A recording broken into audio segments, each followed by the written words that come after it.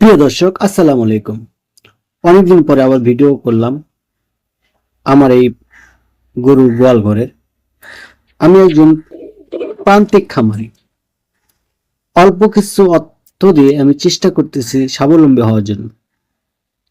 এর জন্য যেখানে এই জায়গায় যে দুটা গরু তোমরা দেখতে পাচ্ছ বন্ধুরা, একটা আমি কিনেছি 33,500, আর বড়টা কিনেছিলাম আজ থেকে 7 মাস আগে 36,000 টাকা দিয়ে। তো বন্ধুরা, এইভাবে আমি চেষ্টা করতেছি। দুটোই কিন্তু আমার বকনা গরু, আর দুটোই কিন্তু ক্রস। যেহেতু এদের ভিতরে দেশির কিছু পার্সেন্টেজ আছে, এই কারণে এদের শীতটা একটু বেশি লাগবে। যার কারণে আমি শীতের সময় তাদের যত্ন নেওয়ার ব্যাপারে একটা ভিডিও বানালাম। আমি কিভাবে যত্ন নিচ্ছি এটা আমি তোমাদের সাথে শেয়ার করার জন্য। তো বন্ধুরা, তোমরা ইতিমধ্যে দেখতে পাচ্ছ আমি কিন্তু আমার দুটো গরুকেই সালার বস্তা দ্বারা আবদ্ধ করেছি। এখানে আমার যে ছাগলটা দেখতে পাচ্ছ, এটা কিন্তু আমি সালার বস্তা দ্বারা আবদ্ধ করেছি। এ কিন্তু 4 মাসের প্রেগনেন্ট। ও জানুয়ারি শেষের দিকে ও মা হবে। তো ওকে ঘাস খেতে দিচ্ছি খাওয়ার জন্য।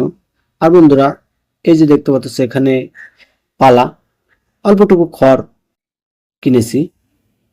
আর এই যে আমার বড় গরু যে সালার বস্তাতে আবদ্ধ করেছিলাম, সে সালার বস্তাটি রোদে শুকাতে দিয়েছি। ও ভিজে ফেলেছিল, ওই জন্য রোদে শুকাতে দিয়েছি।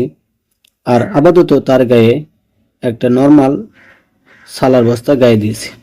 তো বন্ধুরা, শীতের সময় অবশ্যই গরুদেরকে যত্ন নিতে হবে।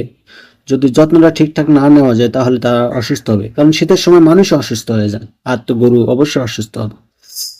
আর বন্ধুরা, অবশ্যই খোলামেলা এই সময় রাখা যাবে না।